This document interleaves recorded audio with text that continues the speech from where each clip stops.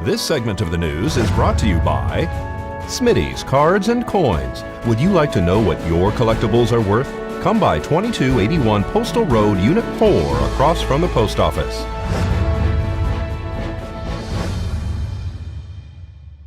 Welcome back to News 46. Construction began on Scotty's Castle in 1922 and cost between $1.5 and $2.5 million to build. Officials say it will cost $49 million to repair following the 1,000-year flood that happened in 2015. The castle has been closed since the flood, but they plan a limited opening soon. So in October of 2015, about a year and a half ago, we experienced a flood event at Scotty's Castle in Grapevine Canyon in Death Valley National Park. And parts of that flood event were a 1,000-year flood event. So there was so much water coming through Grapevine Canyon that it did a whole lot of damage to Scotty's Castle and 4 of the roads in Death Valley. So we're working on putting it, during that flood it destroyed the water system, the sewer system, the electric system, the telecom system, and 2 different 10-mile stretches of road. So millions and millions of dollars worth of damage. However, luckily, Scotty's Castle itself was spared from the damage, but many of the outbuildings, the visitor center, the offices, and where a lot of the collection was stored was heavily impacted by flood debris and mud. So we are a year and a half into a 3-year effort to get Scotty's Castle restored, repaired, so that we can open it back up to visitors so that people can come and once again visit Scotty's Castle. How much is the project to restore this? So the overall cost estimate at the moment is $49 million. About a third of that is the road work that needs to be done, which is pretty significant because the flood, both through the Jubilee Pass area down by Shoshone, California, as well as Grapevine Canyon and the Bonnie Claire Road, was completely, the whole stretches of road are just completely gone. The funding for recovery is going to, about a third of it comes from federal highways, about a third of it comes from the gate receipts. When people visit Death Valley National Park, we've gotten a special exception to retain 100% of the money that people pay as their entrance fee for the next 3 years will stay at Death Valley and go exclusively to Scotty's Castle repair and restoration. So that's pretty cool. And the other third comes from other sources, fund sources within the National Park Service.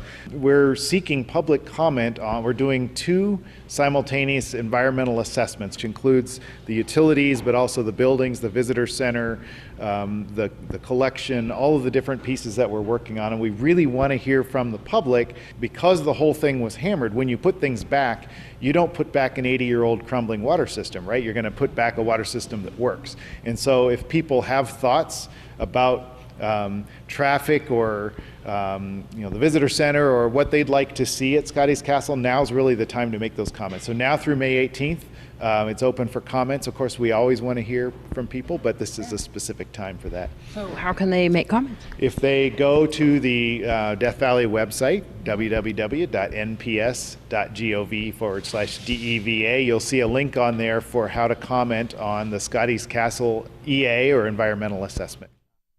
Following the restrictions placed by the BLM and the U.S. Forestry Department, Pahrump Valley Fire and Rescue is placing a burn moratorium to remain in effect beginning May 22, 2017 until late fall.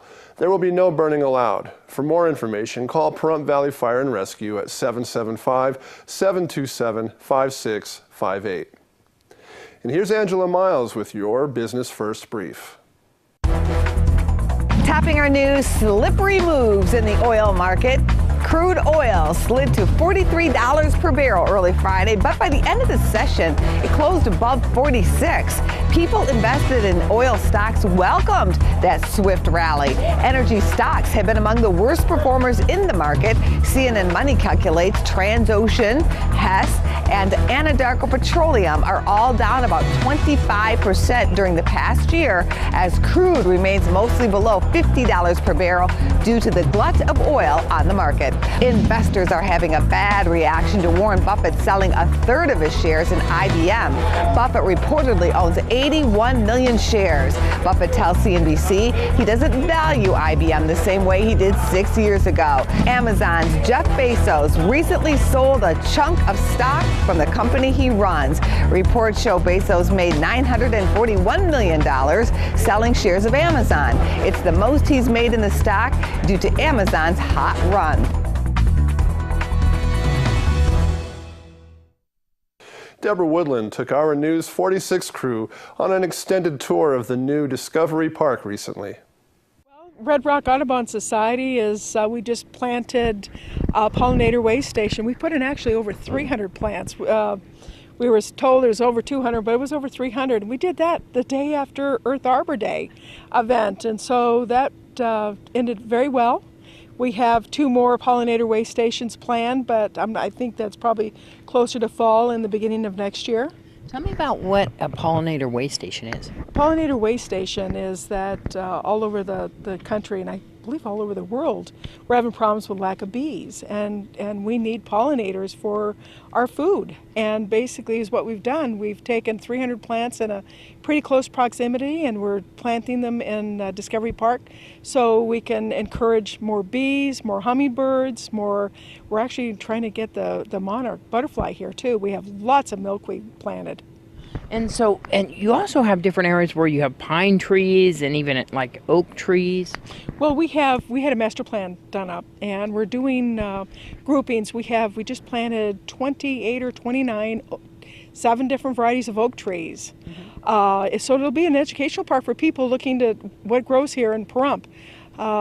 It's just that oak trees take a long time, and really looking forward to acorns. It's food for wildlife, lots of birds, bird habitats, butterflies. It's just something we can just go and relax and think about nature. The trails are massive here. This was a large golf course, and you're kind of doing it in sections right now. This park is not going to be like your typical grass park with, basketball courts or anything. We're talking about a natural park. A natural educational park. In fact, someday, I was talking to Boy Scouts, hoping that I can get them to maybe do a project out here or something, and, 4-H, and I'd like to do like a range camp. We've been working with Great Basin College.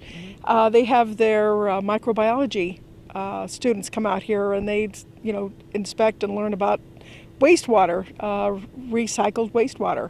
Because we're right here next to the Great Basin Water Company's wastewater treatment plant right here, and there's a lot of water that is being used to, water different plants here, but also for some of the ponds, which I didn't even know there was this many ponds here. Oh yeah, and with those ponds, we get all the wildlife. Yeah. There's a lot of wildlife here, isn't there? There really is.